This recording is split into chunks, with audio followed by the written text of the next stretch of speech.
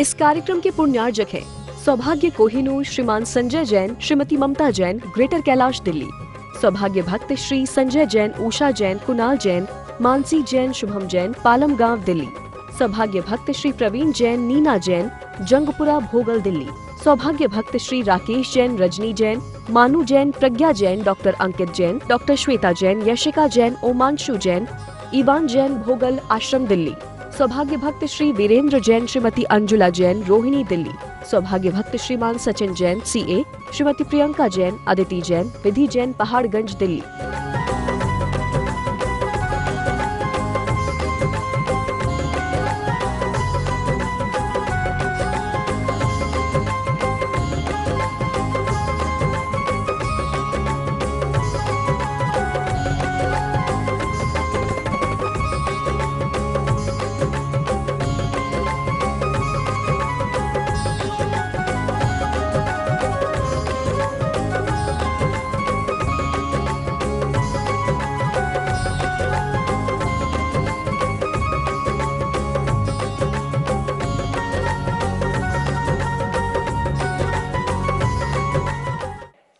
महानुभाव, एक व्यक्ति मेरे पास में आया और उसने मुझसे कहा कि महाराज जी, इतनी कड़ाके की ठंड पड़ रही है, आप लोग नग्न रहते हैं,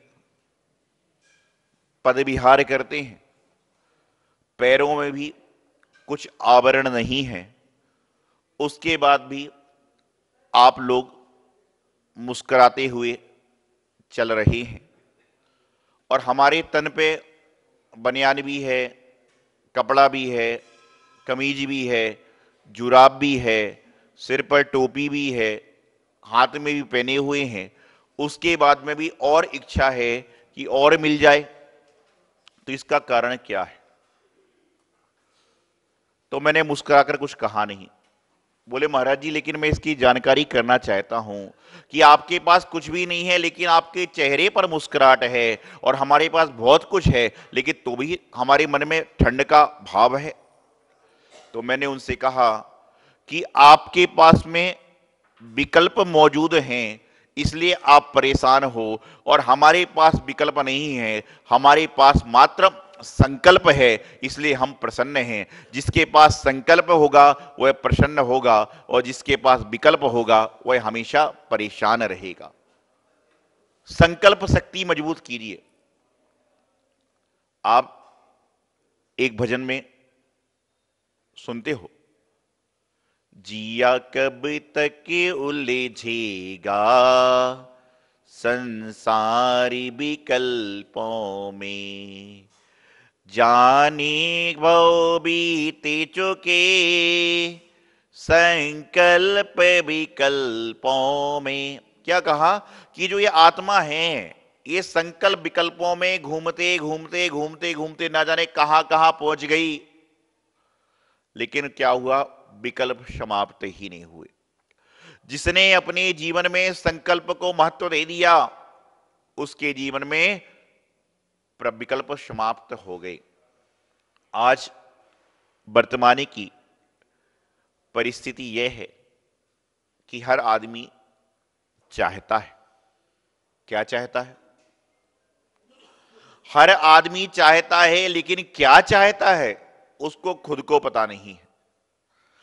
कोई भी आदमी मुझे ऐसा आज तक नहीं मिला, हम स्वयं भी आज तक ऐसे नहीं बन पाए कि हमारी सारी इच्छाएं समाप्त हो जाएं, हमारी सारी चाहना समाप्त हो जाए, हमारी मनोकामना सारी पूर्ण हो जाए। ऐसी हमारी भी नहीं हुई तो आपकी क्या होगी?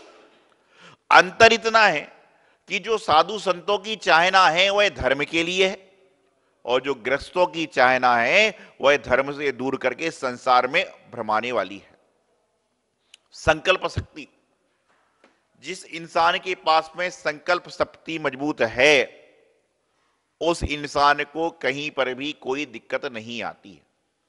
आप निश्चित रूप से घर से निकले तो संकल्प करके चले थे कि मैं मंदिर में पूजन करूंगा, मैं मंदिर में आहार दूंगा, गुरु का प्रवचन सुनूंगा, तो आपने संकल्प किया था, इसलिए आपको ठंड नहीं लग रही।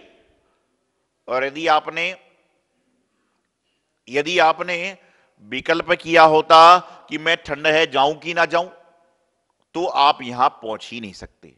जहां जीवन में क्वेश्चन मार्क आ जाता है वहां पर कार्य संपन्न नहीं होते, और जहां पर जीवन में क्वेश्चन मार्क हट जाता है वहां पर ऐसा कोई कार्य नहीं है जो संपन्न ना हो पाए। तो मजबूती बनाने के लिए, कार्य क्षेत्र को मजबूत करने के लिए सबसे पहले इंसान को संकल्पित होना पड़ेगा, और जो व्यक्ति संकल्पित हो जाता है उसके जीवन में अनेकों अनेक परिवर्तन अपने आप आ जाते हैं। जिंदगी में मालूम नहीं आने वाला समय क्या होगा, लेकिन जिंदगी में जो बीता हुआ समय है वह सभी को मालूम है।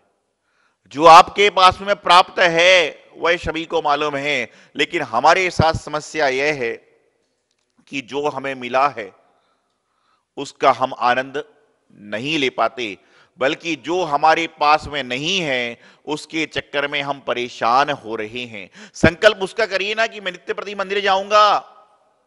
संकल्प करिए कि नित्य प्रति मैं भोजन करने बैठूंगा तो अपनी थाली की एक रोटी किसी रास्ते चलते को दूंगा।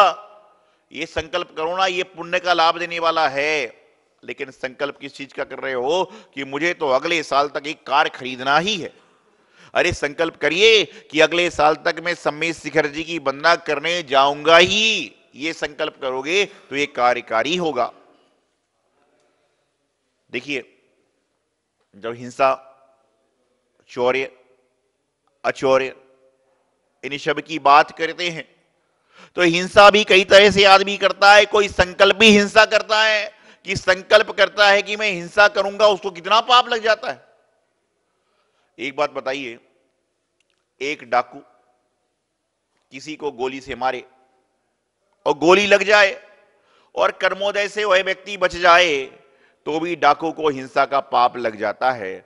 और एक डॉक्टर किसी इंसान को बचाने के लिए ऑपरेशन थिएटर ले गया, लेकिन वहां पर जाकर वह मरण को प्राप्त हो गया, तो भी डॉक्टर को दोष नहीं लग सकता, क्योंकि डॉक्टर का संकल्प था मरीज को बचाने का और डाकू का संकल्प था इंसान को मारने का। तो मारने वाला, कहते ना, बचाने वाला सबसे बड़ा होता है और मारने वाला सबसे नीचे होता है।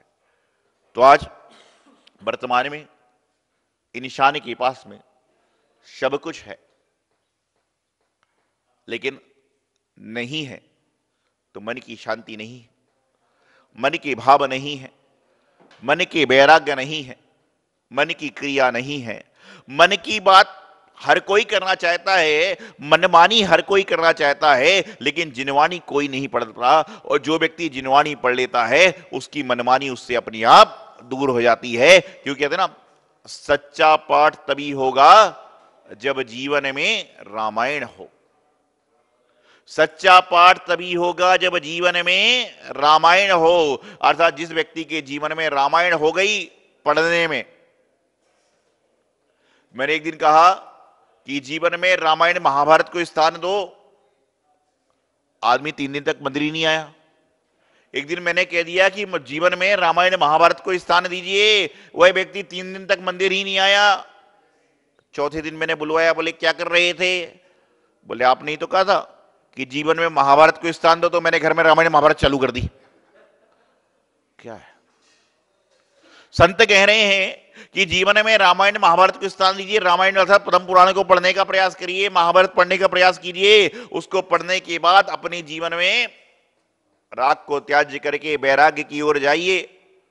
लेकिन इंसान उस तरह से होता है कि एक व्यक्ति को बाहर कचड़ा दिख रहा है और एक व्यक्ति को कचड़े में भी जो परमात्मा की फोटो गलती से पड़ी हुई है वह दिख रही है। अंतर सिर्फ देखने का इतना है, तुम्हारी दृष्टि यदि कचड़े में भी परमात्मा को खोजने का प्रयास कर रही है तो तुम्हें कचड़ा भी अच्छा लगेगा, और तुम्हारी दृष्टि परमात्मा में भी बाहर कचड़े को खोजने का प्रयास कर रही है तो तुम्हारी दृष्टि बिल्कुल बेकार है, कोई कार्य की नहीं।